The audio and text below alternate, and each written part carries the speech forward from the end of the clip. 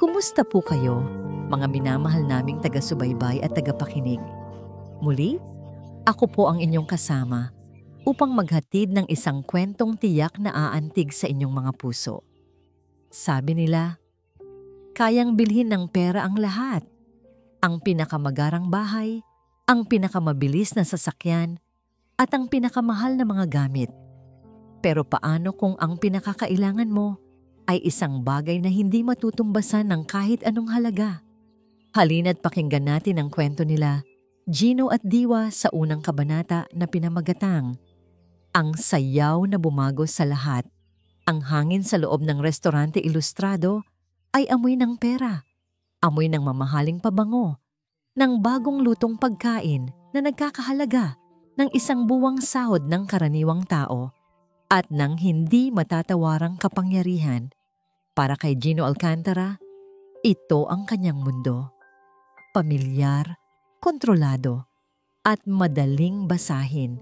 Ngunit ngayong gabi, may isang bagay na hindi niya makontrol, at iyon ay ang katahimikan sa kanilang lamesa. Sa tapat niya, nakaupo ang kanyang anak na si Hiraya, 10 taong gulang. Matalino ang mga mata, ngunit laging may bahid ng lungkot. Nakakapit ang mga kamay nito sa gulong ng kanyang wheelchair. Ang tingin ay nasa gitna ng dance floor, kung saan nagsasayawan ang mga mag-asawa sa saliw ng isang malamyos na violin. May gusto ka ba, anak? Tanong ni Gino. Sinisikap na gawing malumanay ang kanyang boses, ngunit lumabas pa rin itong parang isang business proposal. Umiling lang si Hiraya. Hindi inaalis ang tingin sa mga nagsasayaw. Inilabas ni Gino ang kanyang telepono at tiningnan ang listahan. Hindi listahan ng stocks o appointments. Ito ay isang therapeutic menu na binuo ng pinakamagaling na child psychologist sa bansa. Nakasulat doon, Activity number 3, encourage social interaction. Prompt, ask about his observations. Maganda ang tugtog, hindi ba? Sinunod ni Gino ang utos sa listahan. Pakiramdam niya ay isa siyang aktor na bumibigkas ng linya. Opo, Papa, sagot ni Hiraya. Ang boses ay halos pabulunga. Isang pamilya sa kabilang lamesa ang tumayo. Ang ama ay inalalayan ang kanyang anak na babae, na halos kasing edad ni Hiraya, patungo sa dance floor. Napayuko si Gino. Ang kirot ng konsensya ay kasing tulis ng tinidor na hawak niya. Alam niyang kaya niyang bilhin ang buong restaurant na ito, pero hindi niya kayang ibigay sa anak niya ang kakayahang tumayo at isayaw ito. Biglang kumilos si Hiraya. Gamit ang kanyang mga kamay, maingat niyang pinaikot ang kanyang wheelchair, palayo sa lamesa, patungo sa gilid ng dance floor. Nanigas si Gino sa kanyang upuan. 100 senaryo ang tumakbo sa isip niya.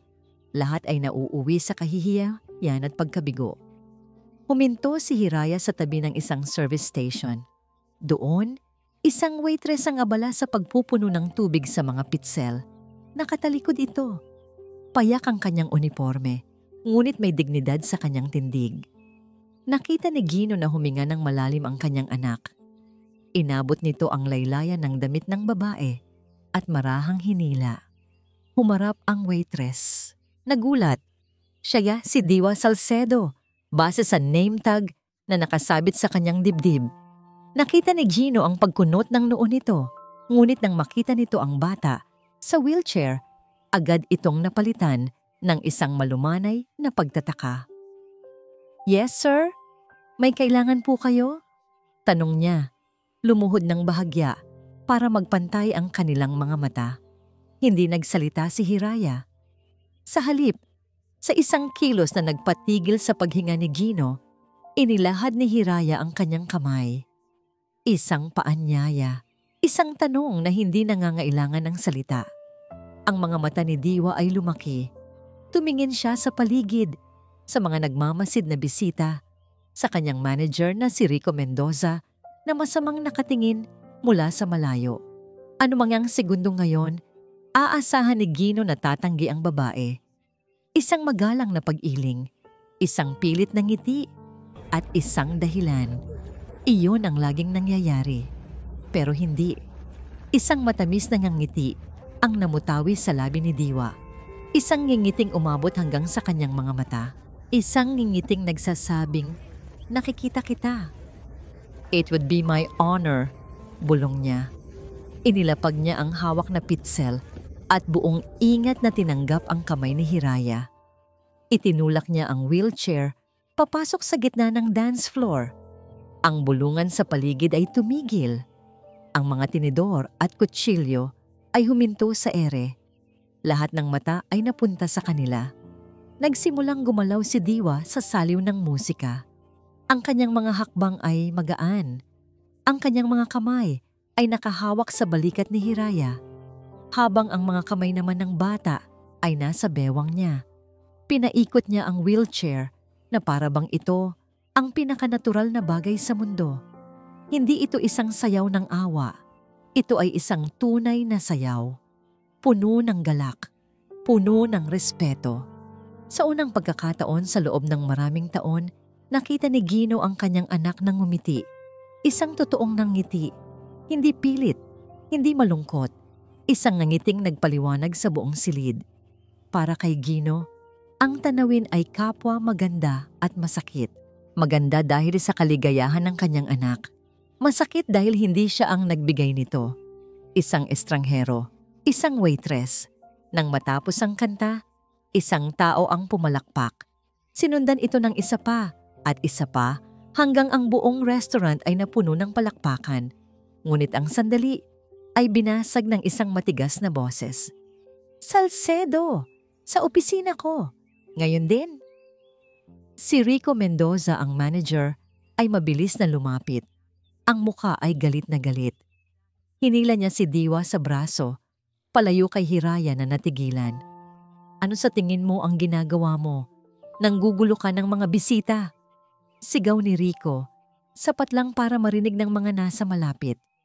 "Sir, inanyayahan po ako ng bata." Pagtatanggol ni Diwa, ang boses ay nanginginig. "Wala akong pakialam. You are fired.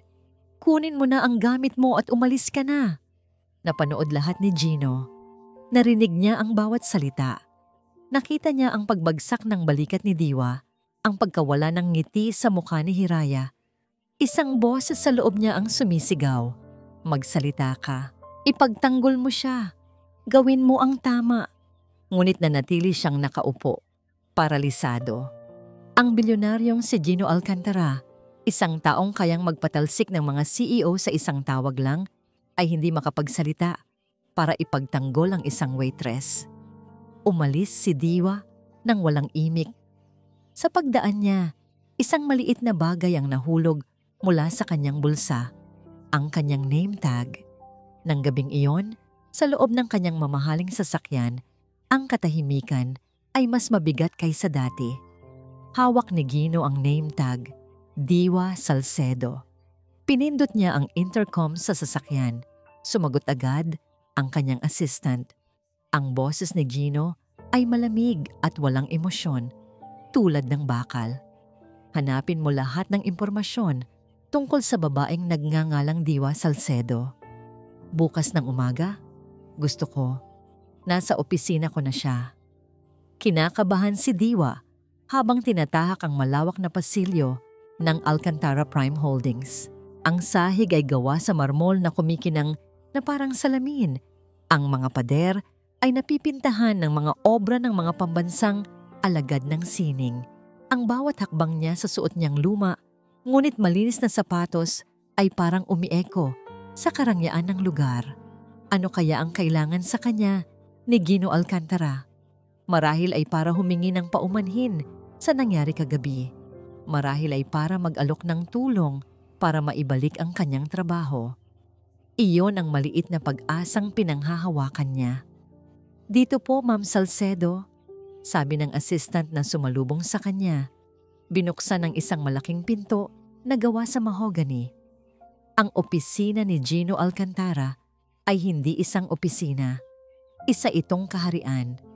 Ang isang pader ay purong salamin na nagpapakita ng buong tanawin ng syudad mula sa ika-50 palapag. Sa gitna ay isang lamesang mas malaki pa sa kanyang buong hapagkainan. At doon, nakaupo ang hari, si Gino Alcantara. Nakasuot ng isang perpektong plansadong suit, ang buhok ay maayos na nakasuklay, ni isang hibla ay walang pagkakamali.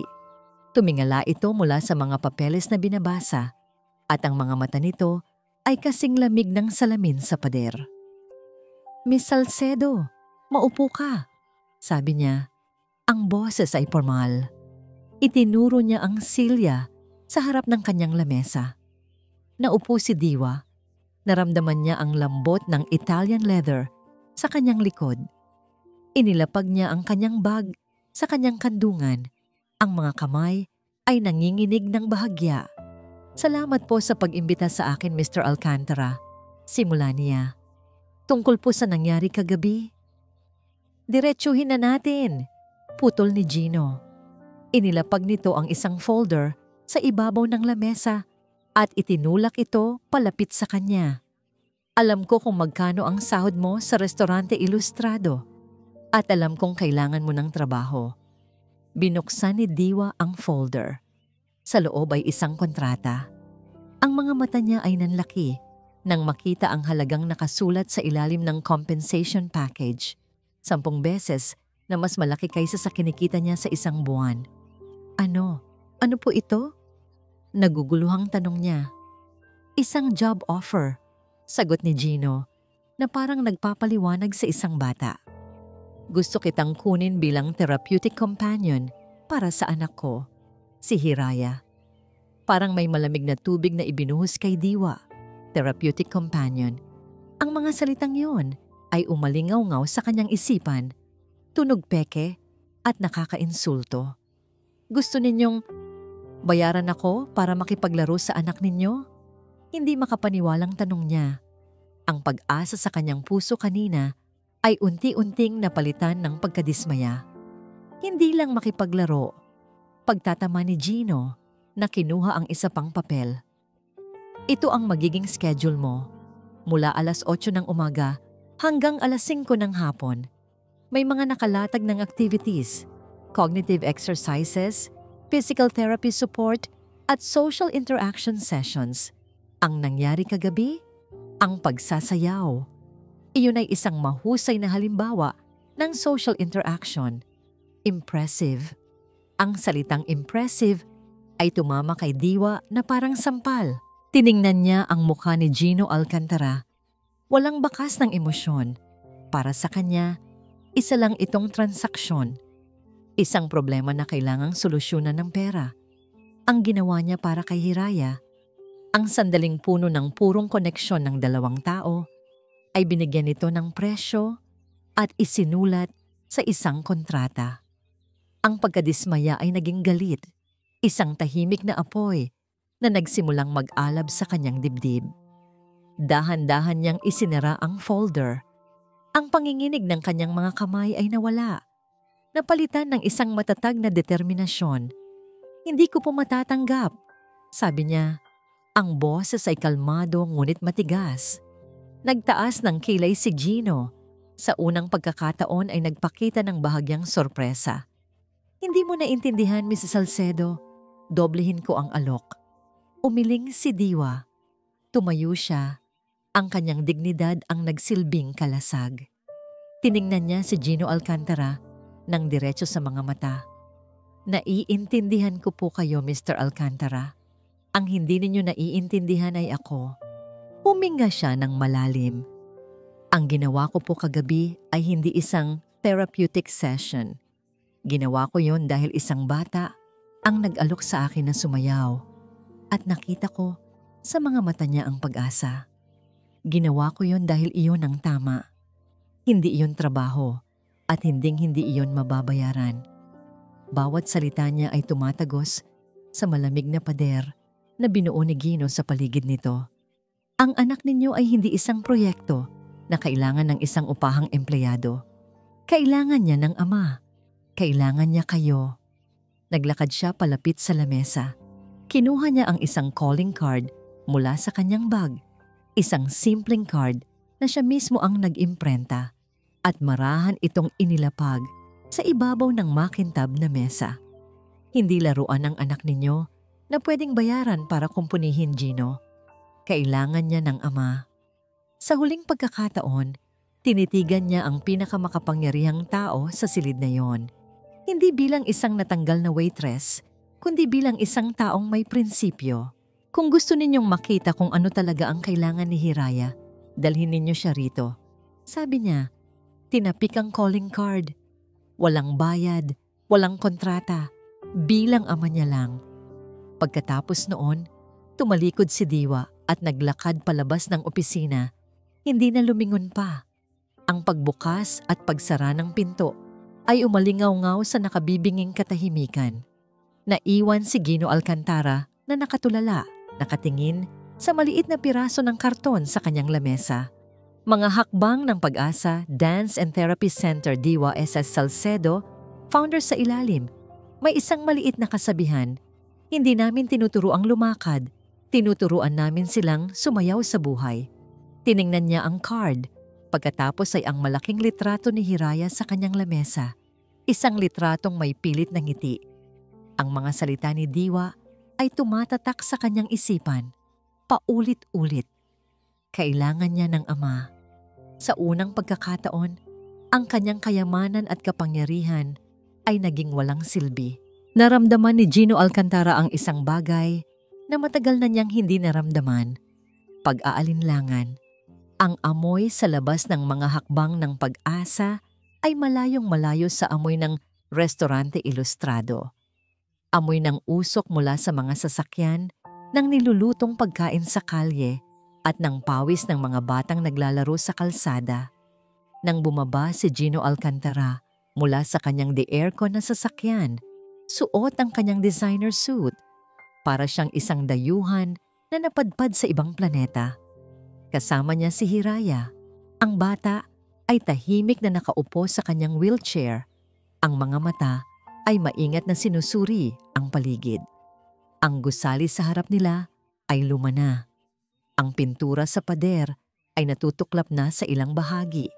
Ngunit sa bintana, may mga nakasabit na makukulay na papel na ginupit-gupit na hugis bituin at araw.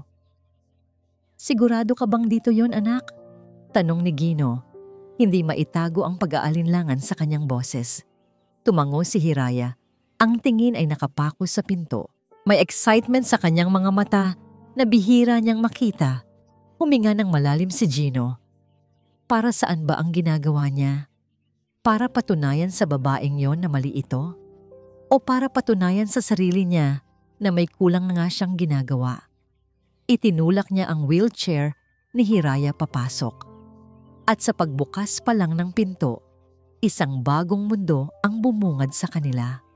Ang loob ay isang pagsabog ng kulay at buhay.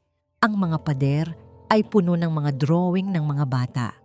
Ang sahig na gawa sa kahoy ay medyo gasgas na, ngunit malinis. At sa gitna ng lahat, may mga batang nagsasayawan. Ang ilan ay may saklay, ang ilan ay nasa wheelchair, ang ilan ay may kapansanan na hindi agad nakikita. Ngunit lahat sila ay tumatawa. Lahat sila ay gumagalaw sa saliw ng isang masayang tugtugin. At sa gitna nila, nandoon si Diwa. Hindi siya ang waitress na mahiyain. Hindi rin siya ang babaeng galit na nakaharap niya sa opisina. Ang Diwa na nakikita niya ngayon ay parang araw. Nakasuot lang siya ng simpleng t-shirt at jogging pants. Ang buhok ay nakatali sa isang magulong ponytail. Sumisigaw siya ng mga instruksyon, pumapalakpak, at tumatawa kasama ng mga bata. Siya ang sentro ng unibersong ito at ang enerhiya niya ay nakakahawa. Ate Diwa, sigaw ng isang batang babae na may brace sa binti. Tingnan mo, kaya ko na. Napansin ni Diwa ang kanilang pagdating. Saglit siyang natigilan, ngunit agad ding ngumiti. Isang tunay na ngiti. Lumapit siya sa kanila. Mabutit nakarating kayo. Sabi niya, ang boses ay masigla. Tumingin siya kay Hiraya. Hi Hiraya, welcome sa mga hakbang ng Pag-asa. Ngumiti si Hiraya. Hello po Ate Diwa. Gusto mong sumali? Tanong ni Diwa. Hindi kay Gino, kundi direkta kay Hiraya. Nag-aalangang tumingin si Hiraya sa kanyang ama. Nakita ni Gino ang tanong sa mga mata ng anak. Pwede po ba, Papa? Sa unang pagkakataon, hindi alam ni Gino ang isasagot. Walang therapeutic menu para dito. Walang protocol. Tumango na lang siya. Parang isang ibon na pinalaya sa hawla, mabilis na pinaandar ni Hiraya ang kanyang wheelchair papunta sa grupo ng mga bata. Agad siyang sinalubong ng mga ito. Walang nagtanong tungkol sa kanyang wheelchair. Walang tumingin sa kanya ng may awa. Para sa kanila, isa lang siyang bagong kalaro. Naiwan si Gino sa gilid. Pakiramdam ay hindi siya kabilang. Pinanood niya ang kanyang anak na sumasabay sa mga galaw, umiikot at tumatawa ng malakas. Isang tawang matagal na niyang hindi naririnig. Isang tawang tumusok sa kanyang puso. Lumapit si Diwa sa kanya. Hindi po namin sila tinuturuang maging perpektong mananayaw. Sabi niya, ang tingin ay nasa mga bata. Ang mahalaga ay matutunan nilang magtiwala sa kanilang katawan, na mahanap nila ang saya sa paggalaw. Hindi namin sila kinukumpuni. Sinasabayan lang namin silang sumayaw. Ang mga salitang iyon ay parang sampal sa mukha ni Gino. Hindi namin sila kinukumpuni. Iyon ang eksaktong salitang ginagamit niya sa kanyang mga doktor at therapist. Kumpunihin, ayusin, ibalik sa dati. Sa sandaling iyon, napagtanto niya ang lahat ng ginagawa niya, ang mamahaling therapy, ang mahigpit na schedule, ang pagkontrol, ay hindi para kay Hiraya, para iyon sa kanya, para mabawasan ang sarili niyang bigat sa dibdib. Ang kanyang pagmumuni-muni ay naudlot nang may lumapit na isang volunteer kay Diwa. May inabot itong isang brown envelope. Miss Diwa, dumating na po ulit, sabi ng volunteer. Ang boses ay puno ng pag-aalala. Binuksan ni Diwa ang sobre. Habang binabasa niya ang laman nito, unti-unting nawala ang nangiti sa kanyang mukha. Ang liwanag sa kanyang mga mata ay napalitan ng anino ng pangamba. Mabilis niyang itinupi ang sulat at ipinasok sa kanyang bulsa. Ngunit nakita ni Gino ang pagbabago. Nakita niya ang pagtiim ng kanyang bagang. May problema ba? Tanong niya. Hindi napigilan ang sarili. Humarap sa kanya si Diwa. Ang sigla kanina ay napalitan ng isang malamig na pader. Ang distansya sa pagitan nila ay bumalik. Wala. Maikling sagot niya. Hindi ito problema ng isang katulad ninyo, Mr. Alcantara. Tinalikuran niya si Gino at bumalik sa mga bata. Pilit nang ngumingiti. Pero alam ni Gino na may mali. May isang bagay na nagbabanta sa munting paraisong ito.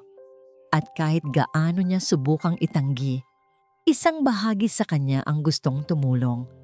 Hindi dahil sa obligasyon, kundi dahil sa isang bagay na nagsisimula nang tumubo sa loob niya. Paghanga. Naging lingguhang ritual na para kay Gino at Hiraya ang pagpunta sa mga hakbang ng pag-asa. Bawat Sabado, isinasantabi ni Gino ang kanyang mga meeting at conference calls. Sa una, ginagawa niya ito para kay Hiraya. Ngunit habang tumatagal, unti-unti niyang inaamin sa sarili na ginagawa na rin niya ito para sa kanya. Doon, hindi siya si Gino Alcantara, ang CEO. Siya lang ang papa ni Hiraya. Sinubukan niyang tumulong sa paraang alam niya.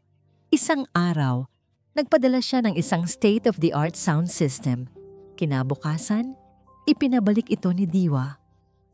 Salamat sa intensyon, Gino, sabi niya. Sa unang pagkakataon ay tinawag siya sa kanyang unang pangalan. Pero ang luma naming speaker, gumagana pa naman. Ang kailangan namin ay mga volunteer na magbabasa ng kwento sa mga bata. Sumunod na linggo, nag-alok siyang magpabakod ng bagong gate. Ang gate namin, ayos pa. Sagot ni Diwa, may bahagyang nangiti. Pero kulang kami ng tagapunas ng sahig pagkatapos ng klase. At ganoon nga ang nangyari. Natagpuan ni Gino Alcantara, isang lalaking sanay mag-utos sa daan-daang empleyado. Ang kanyang sarili na nakaluhod sa sahig, nagpupunas ng mga bakas ng sapatos at gulong. Lihim siyang napapangiti. May kakaibang kapayapaan sa paggawa ng isang bagay na simple at totoo. Unti-unti, ang pader sa pagitan nila ni Diwa ay nababawasan. Nagkakaroon sila ng mga sandali ng katahimikan, parehong nakaupo sa isang bench sa gilid habang pinapanood ang mga bata. Dito niya nalaman ang kwento sa likod ng sentro.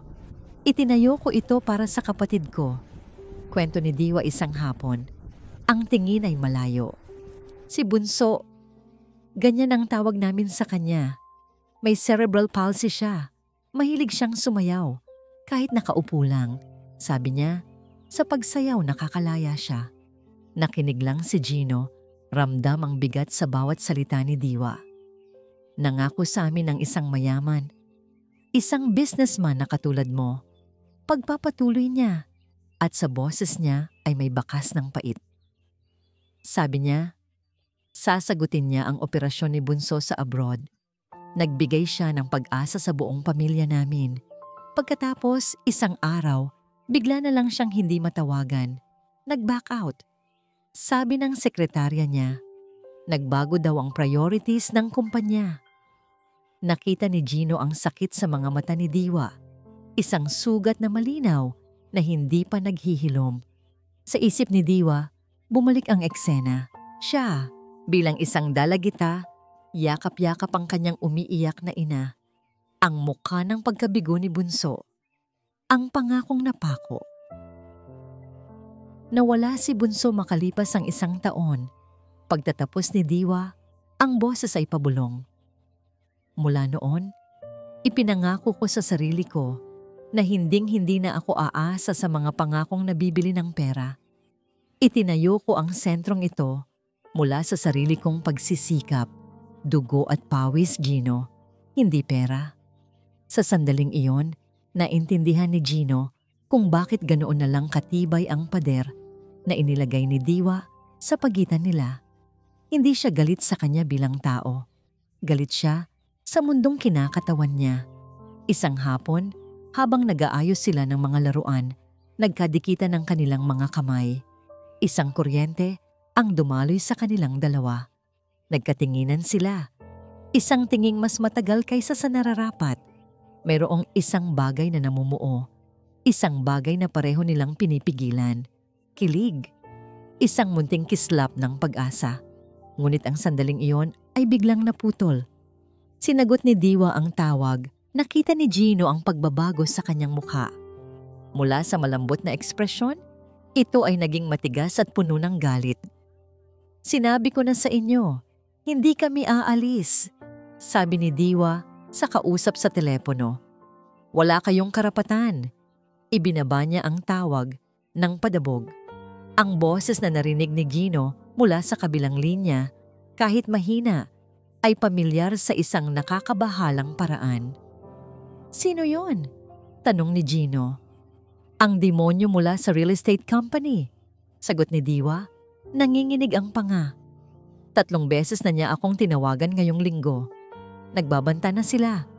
Isang apoy ng galit ang umakyat sa dibdib ni Gino. Galit para sa kawalang katarungan. Galit dahil may nananakit sa babaeng ito na dahan-dahan na niyang hinahangaan. Anong pangalan ng kumpanya? Tanong niya. Ang boses ay seryoso. Vantage Properties. Sagot ni Diwa. Hindi niya ipinahalata. Ngunit ang pangalang yon ay tumatak sa isip ni Gino. Nang gabing iyon, hindi mapakali si Gino sa kanyang opisina. Ayaw niyang makialam sa paraang alam niyang ikagagalit ni Diwa ang paggamit ng pera. Ngunit hindi niya rin kayang manood na lang. Mayroon siyang kailangang gawin. Kinuha niya ang kanyang telepono. Miguel, it's Gino, sabi niya sa kanyang hepe ng legal department. May ipapaimbestiga ako sa'yo. Isang kumpanya, Vantage Properties. Gusto kong malaman ang lahat tungkol sa kanila. At higit sa lahat, huminto siya sandali. Ang boses ay nagiging mas matigas. Gusto kong malaman kung sino ang nasa likod nito. Gino, may resulta na kami sa inisyal na investigasyon sa Vantage Properties. sabi ni Miguel, ang hepe ng legal team ni Gino, mula sa speakerphone. Nasa gitna ng kanyang opisina si Gino, nakatayo sa harap ng malaking bintanang salamin. Hawak ang isang tasa ng kape. Madaling araw pa lang, pero gising na ang kanyang diwa. And? Tanong niya. Walang pasensya. Narinig niya ang pag-aalinlangan sa boses ni Miguel sa kabilang linya. Well, it's complicated. Ang Vantage Properties ay pagmamay-ari ng isang holding company na pagmamay-ari naman ng isa pang korporasyon. Pero sa dulo ng lahat ng paper trail, Gino, tayo ang may-ari. Nabitiwan ni Gino ang tasa ng kape. Ano? Ang tanging salitang lumabas sa kanyang bibig. Ang boses ay pabulong. Isa ito sa mga kumpanyang nakuha natin sa acquisition ng Prime Equities noong nakaraang quarter. It's a subsidiary, Gino. Under our portfolio. Technically, tayo ang nagpapalayas sa sentro ni Miss Salcedo. Paliwanag ni Miguel. Parang umikot ang buong paligid ni Gino. Siya. Ang kanyang kumpanya. Ang kanyang pangalan. Ang siyang sumisira sa nag-iisang lugar na nagpapasaya sa kanyang anak. Ang nagdudulot ng sakit ng ulo sa babaeng unti-unti nang nagiging mahalaga sa kanya. Sino ang namamahala sa proyektong yan? Sino ang project manager? Tanong ni Gino. Ang boses ay nanginginig sa pinipigilang galit. May narinig siyang kaluskos ng mga papel sa kabilang linya. Sandali, a man named Rico Mendoza. Rico Mendoza, ang manager ng Restaurante Ilustrado, ang lalaking nagpatalsik kay Diwa. Ang galit ni Gino ay sumabog na parang bulkan. Hindi ito nagkataon lang. Ito ay paghihiganti. Bago pa man siya makapagsalita, isa pang tawag ang pumasok sa kanyang personal na linya. Si Diwa. Hello? Sagot niya. Sinisikap na pakalmahin ang sarili. Gino, pwede ka bang pumunta dito? Ang boses ni Diwa ay balisa. Si Mr. Mendoza. Nandito siya. Nag-iiskandalo. Hindi na niya hinintay ang iba pang sasabihin nito. Papunta na ako, sabi niya at ibinaba ang tawag.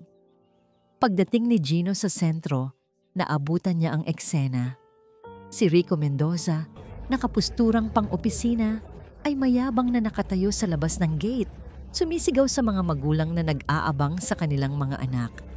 Si Diwa ay nasa pagitan nila, buong tapang na hinaharap si Rico. Sinabi ko na sa inyo, may notice na kayo, 30 days. Kung hindi kayo aalis, ipapademolish namin ito kasama kayo sa loob. Banta ni Rico. Wala kang karapatan. Sigaw ni Diwa. Meron. At alam mo kung sino ang nagbigay sa akin ng karapatan? Ang boss ko. Ang may-ari ng Alcantara Prime Holdings, si Gino Alcantara. Ang mga salitang yon ay tumama sa lahat na parang kidlat. Tumingin ang lahat kay Gino na kadarating lang. Tumingin si Diwa sa kanya. Ang kanyang mga mata ay puno ng pagtataka at sakit. Gino, ang tanging nasabi niya. Ngunit bago pa man makapagpaliwanag si Gino, mabilis siyang kumilos. Nilapitan niya si Rico Mendoza at hinawakan ito sa kwelyo. You're fired, sabi ni Gino. Ang boses ay malamig at puno ng panganib. Get out of my sight before I do something I'll regret. Nanginginig na umalis si Rico, ngunit ang pinsala ay nagawa na. Naiwan si Gino na nakaharap sa mapanuring mga mata ng mga magulang at sa nasasaktang mga mata ni Diwa. Nang hapong iyon, sinubukan ni Gino na magpaliwanag. Umupo sila sa bench kung saan sila madalas mag-usap. Diwa, maniwala ka sa akin. Ngayon ko lang nalaman. Hindi ko alam na lagi namang ganyan, hindi ba? Putol ni Diwa, ang boses ay pagod. Ang mga taong tulad ninyo, ni hindi ninyo alam ang pinsalang nagagawa ng mga kamay ninyo dahil napakarami nitong hawak.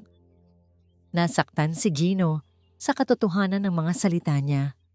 Upang ibahin ang usapan, upang ibalik ang tiwalang nasira, tinanong niya,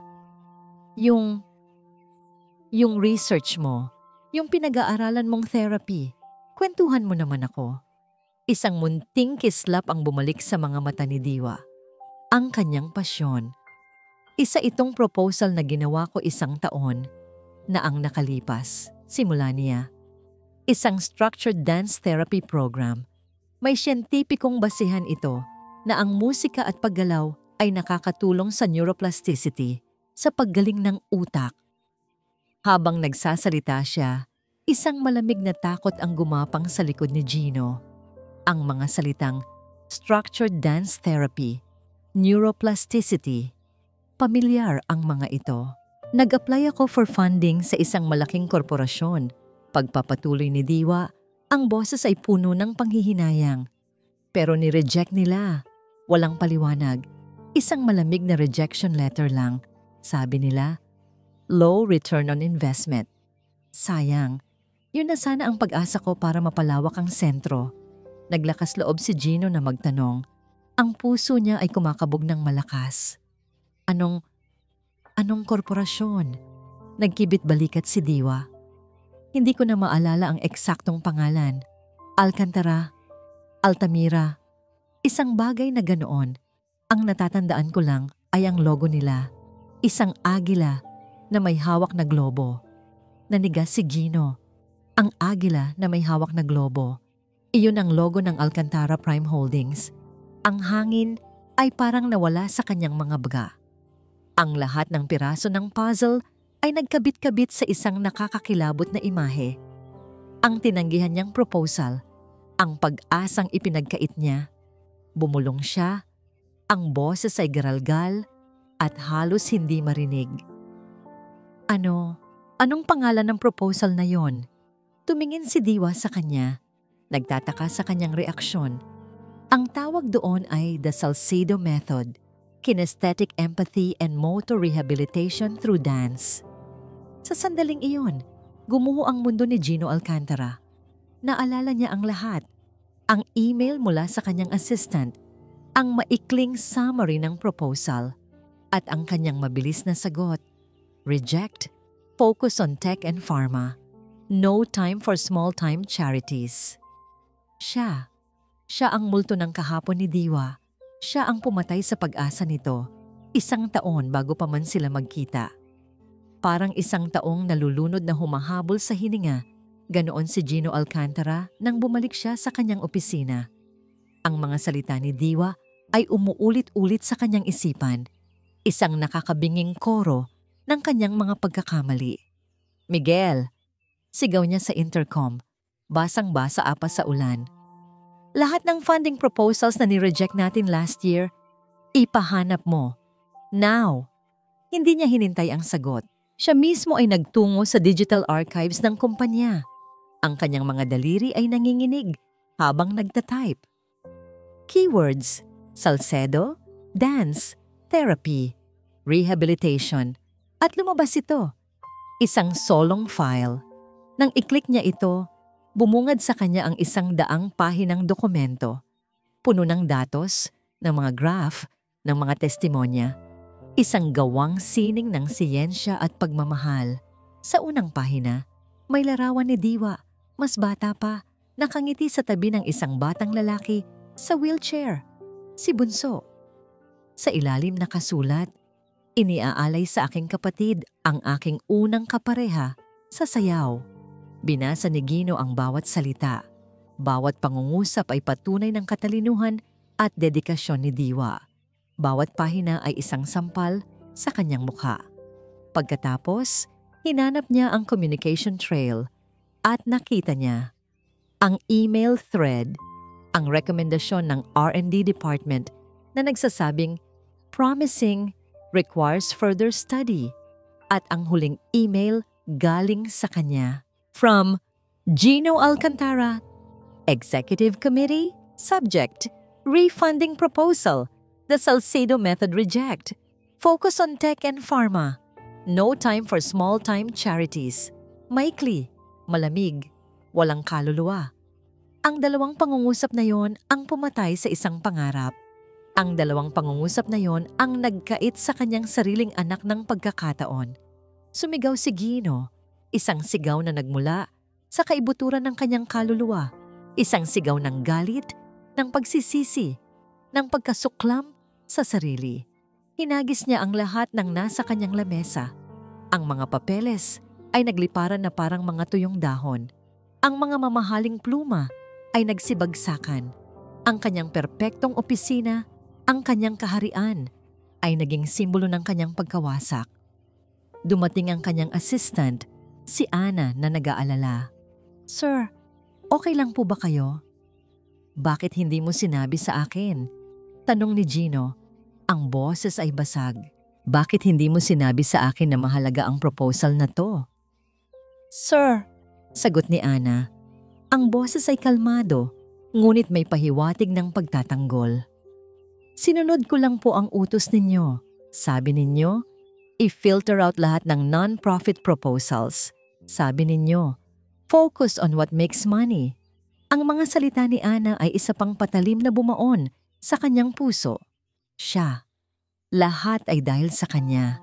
Ang kanyang pagkabulag sa pera, ang kanyang pagwawalang bahala sa anumang bagay na hindi nagbibigay ng kita.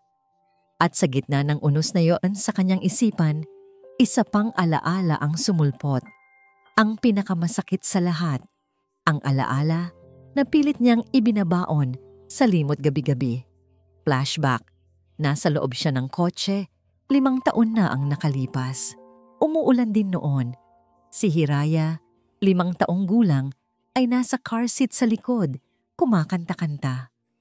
"Papa, tingnan mo ang rainbow!" Sigaw ng munting Hiraya. "Sandali lang anak," sabi ni Gino. Ang isang kamay ay nasa manibela. Ang isa ay may hawak na telepono. Isang importanteng business call mula sa Hong Kong. Milyon-milyong dolyar ang nakataya. "Pero papa, mawawala na." "I said wait!" Sigaw ni Gino. Ang atensyon ay nasa kausap sa telepono. Sa isang saglit na paglingon niya sa screen ng kanyang telepono, hindi niya napansin ang pulang ilaw. Hindi niya napansin ang 10-wheeler truck na paparating. Ang huli niyang narinig ay ang nakakabinging tunog ng bumibiyak na metal at ang pagsigaw ni Hiraya ng kanyang pangalan. Napaluhod si Gino sa sahig ng kanyang opisina. Ang kasalanan na iyon, ang kasalanang nagdulot ng kapansanan ni Hiraya, ay bumalik ng buong buo. Ang lahat ay konektado. Ang kanyang pagkaabala sa negosyo ang dahilan ng aksidente at ang parehong pagkabulag sa negosyo ang dahilan kung bakit niya tinanggihan ang posibleng lunas para sa anak niya. Para siyang kinain ng isang halimaw na siya mismo ang lumikha. Umupo siya sa gitna ng kalat, sa dilim, habang ang ulan ay patuloy na humahampas sa bintana. Ang makapangyarihang si Gino Alcantara ay wala na. Ang naiwan ay isang lalaking basag, isang amang nagkasala. Tiningnan niya ang kanyang refleksyon sa madilim na bintana, isang kabiguan, isang ama na paulit-ulit na binibigo ang kanyang anak. Alam niya kung ano ang kailangan niyang gawin. Kailangan niyang harapin si Diwa. Kailangan niyang aminin ang lahat. Ngunit paano? Paano mo aaminin sa isang tao na ikaw ang mismong anino na sumisira sa kanyang buhay? Nanginginig, kinuha niya ang kanyang telepono. Nahanap niya ang numero ni Diwa. Kailangan nitong malaman ang katotohanan mula sa kanya. "Diwa," sabi niya nang sumagot ito. Ang boses niya ay halos hindi na makilala. "Kailangan nating mag-usap. May kailangan akong aminin sa'yo." Nakatayo si Diwa sa gitna ng mga hakbang ng pag-asa. Pinapanood ang mga huling volunteer na magligpit. Ang hangin ay mabigat dala ng mga pangyayari kaninang umaga. Ang pagdating ni Rico Mendoza, ang kanyang mga banta, at ang nakakagulat na revelasyon na si Gino Alcantara ang nasa likod ng lahat. Isang bahagi niya ang galit. Galit dahil sa pakiramdam na pinaglaruan siya. Na habang ang isang kamay ni Gino ay nag-aalok ng tulong, ang isa naman pala ay may hawak na punyal na nakatutok sa kanyang likod.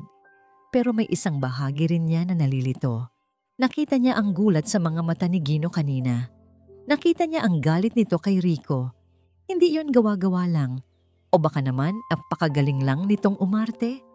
Ang kanyang pag-iisip ay pinutol ng paglapit ng isa sa mga nanay. "Ma'am Diwa," sabi ng ginang. May iniabot na isang brown envelope. May nag-iwan po nito sa gate kanina.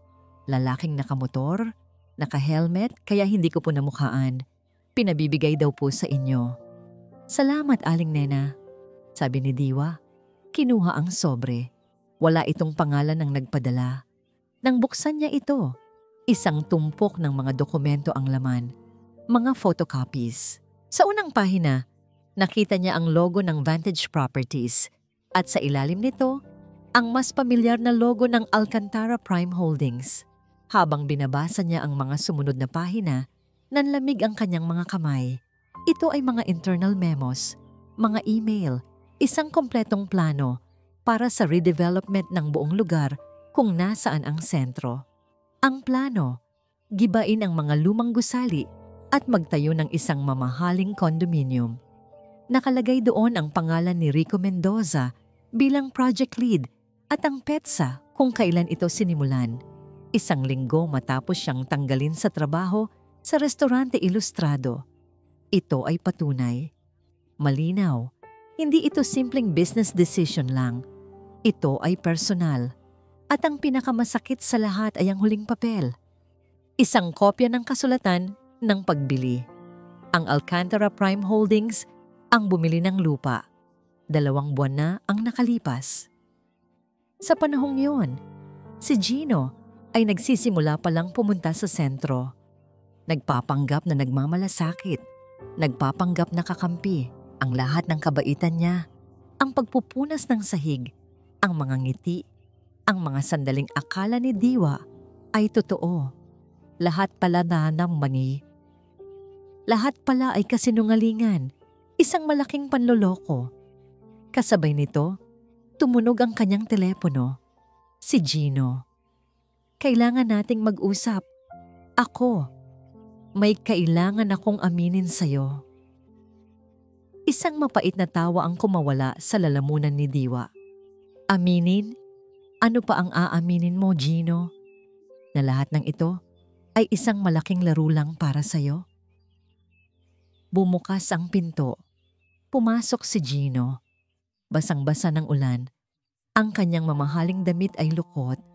Ang buhok ay gulo-gulo. Ang kanyang muka ay puno ng sakit at pagmamadali. Mukha siyang taong tumakbo sa gitna ng bagyo. "Diwa, pakinggan mo ako." Ngunit hindi na nakikinig si Diwa. Ang sakit at pagtataksil ay umapaw na sa kanya. Hinagis niya ang tumpok ng mga papeles sa dibdib ni Gino. "Pakinggan ka? Para ano? Para marinig ang isa pa sa mga kasinungalingan mo?" Sigaw niya, ang luha ay nagsisimula nang mamuo sa kanyang mga mata. "Habang pinupuri mo ang ginagawa namin dito, ang kumpanya mo pala, ang mismong pumapatay sa amin. Habang nagpapanggap kang ama ni Hiraya, isa ka palang demonyong developer na gusto lang kaming paalisin." "Hindi totoo yan, Diwa. Hindi ko alam." Sigaw pabalik ni Gino, desperado. "Huwag mo akong tawaging sinungaling." Ang galit ni Diwa ay sumabog. "Nandito ang lahat ng ebidensya. Plano ninyo ang lahat ng ito. Ginamit mo ba si Hiray para lang mapalapit sa akin? Para mas madali mo kaming mapaalis? Ganoon ka ba kasama, Gino?" Ang bawat salita ay parang isang suntok na tumatama kay Gino. Paano niya ipapaliwanag ang tungkol sa proposal kung ang kasalukuyang kasalanan niya ay napakalinaw na? Anumang sasabihin mo niya ay magmumukhang isang palusot. Ang proposal, yung research mo, sinubukan niyang sabihin. "Huwag mong isali yon dito." Sigaw ni Diwa. "Tapos na yon. Ito ang ngayon. At ngayon, isa kang manloloko sa paningin ko." Ang lahat ng namuong tiwala, ang lahat ng munting pag-asa at kilig ay naging abo. Sa mga mata ni Diwa, si Gino ay hindi na naiiba sa mayamang lalaki na tumalikod sa kanyang kapatid noon. Pareho sila, mga taong gumagamit ng pera at kapangyarihan para makuha ang gusto nila at dinudurog ang sino mang nasa kanilang daraanan. Umalis ka na, sabi ni Diwa. Ang boses ay basag na sa pag-iyak. Umalis ka na sa pamamahay ko. Huwag ka nang babalik. Tumalikod siya. Hindi na kayang tingnan pa ang mukha ni Gino. Nakatayo si Gino sa gitna ng silid. Ang mga papel ay nakakalat sa kanyang paanan. Ang plano niyang umamin ay nawasak. Ang katotohanang dala niya ay inatabunan na ng isa pang katotohanan na mas masakit at mas kapani-paniwala. Wala nang natirang salita. Walang paliwanag na tatanggapin. Marahan siyang tumalikod at naglakad palabas, pabalik sa malakas na ulan. Nang magsara ang pinto, napaupo si Diwa sa sahig. Doon, sa gitna ng kanyang pangarap na unti-unting ginigiba, humagulgol siya. Sa labas, nakatayo si Gino Alcantara sa ilalim ng buhos ng ulan. Hindi na alintana ang lamig. Basang-basa, hindi lang ng ulan, kundi ng bigat ng lahat ng kanyang kasalanan. Nawala na sa kanya ang respeto ni Diwa at alam niya kung malalaman ni Hiraya ang lahat, baka pati ang anak niya ay mawala rin. Mayroon na lang siyang isang natitirang gawin. Ang pinakamahirap, ang pinakanakatatakot, ang sabihin ng buong katotohanan sa nag-iisang taong pinakamahalaga sa kanya. Basang-basa at pagod ang kaluluwa, pumasok si Gino sa kanyang mansyon. Ang karaniwang katahimikan ng bahay ay parang mas nakakabingi ngayon. Bawat sulok ay sumisigaw ng kanyang mga pagkakamali. Natagpuan niya si Hiraya sa library, nagbabasa ng libro sa tabi ng bintana. Nang makita siya ng bata, agad itong ngumiti. "Papa, kamusta po ang araw ninyo? Nagpunta po ba kayo kay Ate Diwa?" Ang simpleng tanong na yon ay parang isang kutsilyong humiwa sa puso ni Gino. Paano niya sasabihin sa batang ito na ang mundong nagsimulang magbigay sa kanya ng kulay ay siya rin mismo ang sumisira? Ngunit ngayong gabi, tapos na ang mga kasinungalingan. Tapos na ang pagtatago. "Hiraya, anak," sabi ni Gino. Ang boses ay seryoso. "Pwede ba tayong mag-usap? Isang usapang pangmatanda." Nakita ni Hiraya ang bigat sa mga mata ng kanyang ama. Tumango ito at isinara ang kanyang libro. Hindi umupo si Gino sa kanyang mamahaling leather na upuan. Sa halip, ginawa niya ang isang bagay na hindi pa niya nagagawa dati.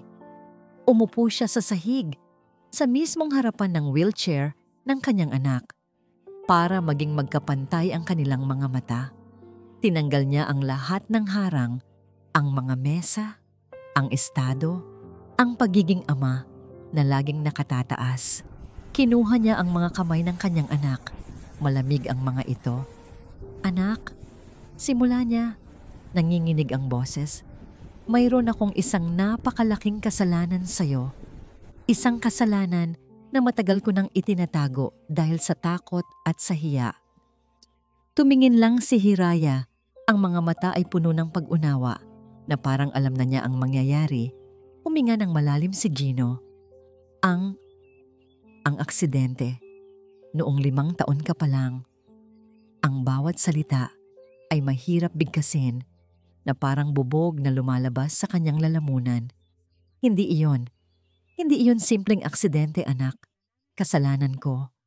Ang luha ay nagsimula ng mamuo sa kanyang mga mata. May kausap ako sa telepono. Isang business call.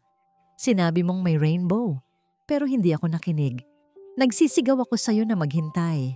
Hindi ko tinitingnan ang daan. Dahil sa akin? Dahil sa pagiging abala ko sa trabaho? Nangyari ang lahat. Ang pag-amin na yon ay tuluyang nagpabagsak sa lahat ng pader na binuo niya sa loob ng 5 taon. Sa wakas, nasabi na niya, ang katotohanang kumakain sa kanya gabi-gabi. Ang bigat na nag-udyok sa kanya na kontrolin ang buhay ni Hiraya. Sa pag-aakalang mababayaran niya ang kanyang kasalanan. "Patawarin mo ako, anak," hagulgol ni Gino. Ang mukha ay nakasubsob sa mga kamay ng kanyang anak. "Patawarin mo ako sa lahat, sa hindi ko pakikinig, sa pagpipilit ko na kumpunihin ka, Dahil ang totoo, ang sarili ko ang gusto kong kumpunihin. Patawarin mo ako dahil binigo kita bilang ama mo. Ang buong silid ay napuno ng kanyang mga hikbi. Isang bilyonaryo, isang taong kinatatakutan sa mundo ng negosyo, ay nakaluhod na parang isang bata sa harap ng kanyang anak. Nagkaroon ng isang mahabang katahimikan. Ang tanging maririnig ay ang pag-iyak ni Gino at ang patak ng ulan sa bintana. Inaasahan ni Gino ang galit, ang panunumbat, ang pagtulak sa kanya palayo. Ngunit ang naramdaman niya ay isang munting kamay na marahang humahaplos sa kanyang buhok. Itinaas niya ang kanyang ulo. Nakita niya si Hiraya, hindi galit. May luha rin sa mga mata nito, ngunit mayroon ding isang nangiti, isang ngingiti ng kaluwagan. Alam ko na po, Papa, sabi ni Hiraya. Ang boses ay mahinahon. Natigilan si Gino. Alam mo? Tumango si Hiraya. Narinig ko po kayong kausap si Tito Miguel sa telepono noon, mga 1 taon pagkatapos ng aksidente. Narinig ko po kayong umiiyak. Narinig ko po lahat. Hinawakan ni Hiraya ang pisngi ng kanyang ama. Hindi po ako nagalit, Papa. Natakot po ako para sa inyo kasi nakita ko po kung paano ninyo sinisisi ang sarili ninyo araw-araw. Ipinagpatuloy ng bata ang pagsasalita. Ang bawat salita ay nagbibigay lunas sa sugatan na kaluluwa ni Gino. Hindi ko po kailangan na ayusin ninyo ako, Papa. Ang kailangan ko lang po ay kayo. Ang kailangan ko lang ay ang Papa ko. Hinihintay ko lang po na sabihin nyo sa akin, bulong ni Hiraya. Hinihintay ko lang po na maging okay na ulit tayo. Sa sandaling iyon, ang bigat na 5 taong pinapasan ni Gino ay biglang gumaan. Hindi ito nabura, ngunit hindi na niya ito pasan ng mag-isa. Niyakap niya ang kanyang anak, hindi bilang isang pasyente, hindi bilang isang problema na kailangang solusyonan. Niyakap niya si Hiraya bilang kanyang anak, ang kanyang lakas, ang kanyang Hiraya, ang kanyang pag-asa. I love you, anak, sabi ni Gino, paulit-ulit. I'm so sorry, I love you. I love you too, Papa, sagot ni Hiraya. Niyakap ang kanyang ama pabalik ng mahigpit. Matapos ang ilang sandali ng pag-iyak at pagpapatawad, humiwalay si Hiraya. Pinunasan niya ang luha sa mga mata ng kanyang ama gamit ang kanyang munting hinlalaki. Ngayon, Papa, sabi ni Hiraya, ang boses ay may bagong determinasyon. Tawagan na po natin si Ate Diwa. Kailangan din po niyang malaman ang totoo. Nakatitig lang si Diwa sa screen ng kanyang telepono. Pangatlong beses nang tumatawag ang numero ni Gino. Pangatlong beses na rin niya itong hindi sinasagot. Nakaupo siya sa sahig ng kanyang sentro, napapalibutan ng dilim. Ang tanging liwanag ay mula sa buwan na sumisilip sa bintana. Pagod na siya. Pagod na ang puso niya sa galit. Biglang nag-vibrate ulit ang telepono. Ngunit sa pagkakataong ito, ibang numero. Isang numerong hindi pamilyar. Nag-aalangan man, sinagot niya ito. Hello? Ate Diwa? Ang boses sa kabilang linya ay boses ng isang bata. Boses ni Hiraya. Agad na napaupo ng diretso si Diwa. Ang galit niya kay Gino ay hiwalay sa pagmamahal niya sa batang ito. Hiraya? Bakit gising ka pa? May problema ba? Gusto ko lang po sanang humingi ng tawad. Para kay Papa, sabi ng bata. Ang boses ay sinsero. Ate Diwa, alam ko po na nagkamali si Papa. Marami po siyang pagkakamali. Pero hindi po siya masamang tao.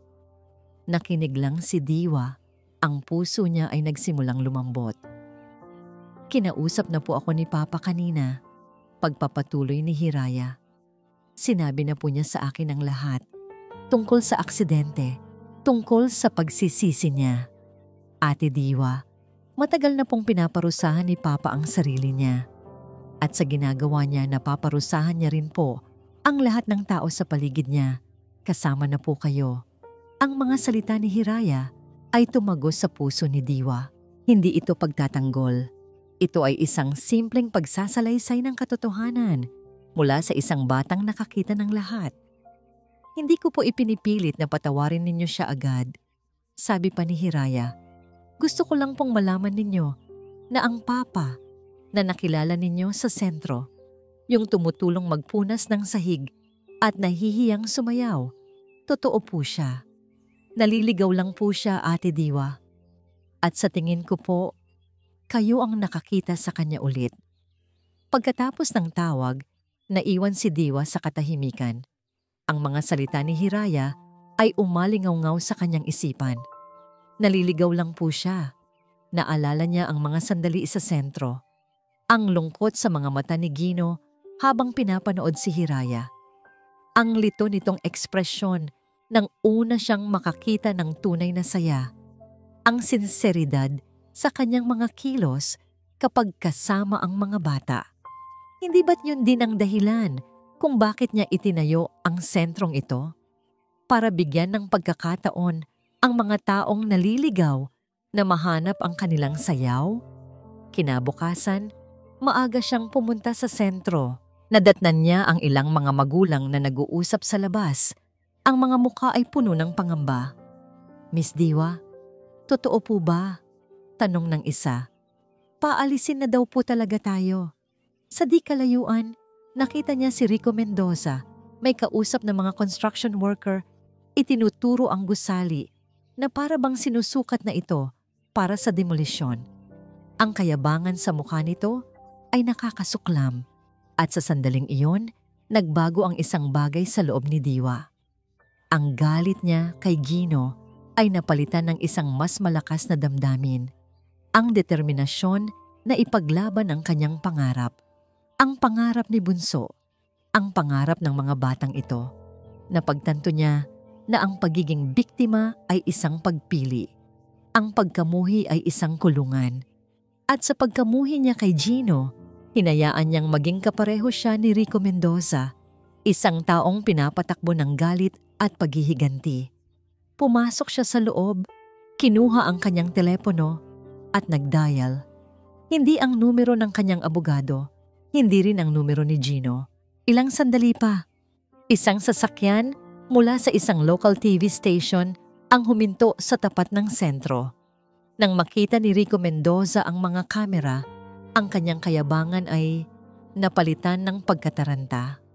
Si Diwa, na may hawak na mikropono, ay nagsalita ng may kapangyarihan at dignidad. Ikinuwento niya ang tungkol sa sentro, sa mga bata, at sa biglaang banta ng pagpapaalis sa kanila ng Vantage Properties, isang kumpanya sa ilalim ng Alcantara Prime Holdings. Hindi niya siniraan si Gino. Sa halip, ginawa niya itong isang panawagan. Naniniwala ako na ang puso ng Alcantara Prime Holdings ay mas malaki kaysa dito, sabi niya, nakatingin ng diretso sa kamera. Naniniwala ako na ang kanilang misyon ay hindi ang pagwasak sa mga pangarap ng mga batang may kapansanan. Nananawagan ako sa kanilang CEO, Gino Alcantara, na tingnan kami. Tingnan kung ano ang mawawala sa komunidad na ito. Matapos ang interview, habang nagkakagulo pa ang mga tao, pumasok si Diwa sa kanyang maliit na opisina. Kinuha niya ang kanyang telepono at nag-text kay Gino. Isang maikling mensahe. Pumunta ka rito, pero huwag bilang CEO ng Alcantara Holdings. Pumunta ka rito bilang ama ni Hiraya. Sa penthouse office ng Alcantara Prime Holdings, pinapanood ni Gino sa malaking screen ang news report. Nakita niya ang lahat. Ang tapang ni Diwa, ang dignidad niya, ang paraan ng pagbibigay niya sa kanya ng pagkakataon sa halip na siraan siya. At nabasa niya ang text. Tiningnan niya ang kanyang suot na mamahaling business suit. Para itong isang baluti na matagal na niyang isinusuot para protektahan ang sarili. Pero ngayon, hindi na niya kailangan ng proteksyon. Ang kailangan niya ay maging totoo. Marahan niyang hinubad ang kanyang coat. Tinanggal niya ang kanyang kurbata. Pinalitan niya ang kanyang leather shoes ng isang pares ng simpleng rubber shoes. Naglakad siya palabas ng kanyang opisina. Nilampasan ang kanyang nagtatakang sekretarya. Hindi na siya ang hari ng toring ito. Isa na lang siyang ama na papunta sa kanyang anak. Nang dumating si Gino, sa mga hakbang ng pag-asa, hindi isang CEO ang nakita ng mga tao. Nakasuot ng simpleng t-shirt at maong, walang bakas ng arogansya sa kanyang mukha. Naglakad siya papasok. Ang mga nagbubulungang magulang ay natahimik. Lahat ng mata ay nasa kanya. Nakatayo si Diwa sa gitna. Naghihintay. Sa tabi niya, nasa wheelchair ay si Hiraya na mas maagang dumating kasama ang yaya nito. Ngumiti si Hiraya sa kanyang ama. Isang nangiting nagsasabing, "Kaya mo yan, Papa." Nilapitan ni Gino ang mga magulang. Walang mikropono, walang entablado. "Magandang hapon po sa inyong lahat." Simula niya, ang boses ay hindi kasing lakas at kasing kumpidente tulad ng dati. "Mas totoo ito. Ako po si Gino Alcantara at ako po ay humihingi ng paumanhin." Isang kolektibong paghinga ang narinig mula sa mga tao. "Ang nangyari po ay hindi katanggap-tanggap." Pagpapatuloy niya, "Ito po ay resulta ng isang sistemang mas pinahalagahan ang kita kaysa sa tao. At bilang pinuno ng sistemang yon, ako po ang may pinakamalaking pananagutan. Walang dahilan, walang palusot. Kasalanan ko po." Humarap siya kay Diwa. "At sa'yo, Diwa, patawad. Sa lahat." Pagkatapos ay ibinaling niya ang kanyang tingin sa lahat. "Mula ngayon, magbabago na po yon." Inilabas niya, hindi isang tseke, kundi isang dokumento. "Kaninang umaga lang, nag-file po ako ng mga papeles para i-dissolve ang Vantage Properties. At ang titulo ng lupang ito," itinaas niya ang dokumento, "ay ililipat ko po sa pangalan ng isang bagong tatag na foundation, ang mga hakbang ng Pag-asa Foundation. Sa inyo na po ito, habang buhay." Isang alon ng palakpakan at sigawan ng tuwa ang pumuno sa silid. May mga magulang na napaiyak. Niyakap nila ang isa't isa. Ngunit hindi pa tapos si Gino. At tungkol sa proposal na tinanggihan ko noon, sabi niya, muling tumingin kay Diwa. "Nagkamali ako. Kaya naman, ang Alcantara Prime Holdings ay buong pusong popondohan ang The Salcedo Method. Hindi lang para sa sentrong ito, kundi para magtayo pa ng mga katulad nito sa buong bansa." Ang palakpakan ay mas lalong lumakas, ngunit si Gino ay nakatingin lang kay Diwa. At si Diwa, sa unang pagkakataon, ay ngumiti sa kanya. Isang ngingiti ng pagtanggap at pagpapatawad. Ang pinakamahalagang sandali ay dumating pagkatapos, nang magsimula na ang klase sa sayaw. Sa halip na umupo sa gilid tulad ng dati, lumapit si Gino kay Hiraya. "Anak," sabi niya, "pwede bang turuan mo si Papa kung paano?" Ang nangiti ni Hiraya ay kasing liwanag ng araw. At doon, sa sahig na dati niyang pinupunasan, umupo si Gino Alcantara. Kasama ng ibang mga bata, sinubukan niyang gayahin ang mga galaw. Ang kanyang mga kilos ay alanganin at nakakatawa. Pinagtawanan siya ng mga bata, ngunit ito ay isang tawang puno ng pagtanggap. Lumapit si Diwa at umupo sa tabi niya. "Mali ang ginagawa mo," sabi niya, natatatawa. "Ganyan o." Ipinakita niya ang tamang galaw ng kamay. Ginaya siya ni Gino. Sa paggawa noon, ang kanilang mga kamay ay muling nagdikit. Ngunit ngayon, wala nang kuryente ng pag-aalinlangan. Ang nandoon ay init.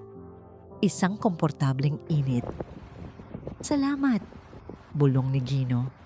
Hindi lang para sa pagtuturo ng sayaw, kundi para sa lahat. "Salamat din," sagot ni Diwa. "Dahil bumalik ka."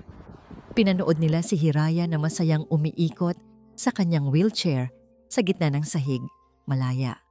Masaya. Ang bunga ng kanilang pinagsamang pag-asa. Hindi ito isang fairy tale na katapusan kung saan sila ay biglang nagmahalan at nagpakasal. Malayo pa. Marami pang sugat na kailangang maghilom. Marami pang tiwala na kailangang buuin. Ngunit habang magkatabi silang nakaupo sa sahig, sa gitna ng tawanan at musika, marahan na ipinatong ni Gino ang kanyang kamay sa balikat ni Diwa.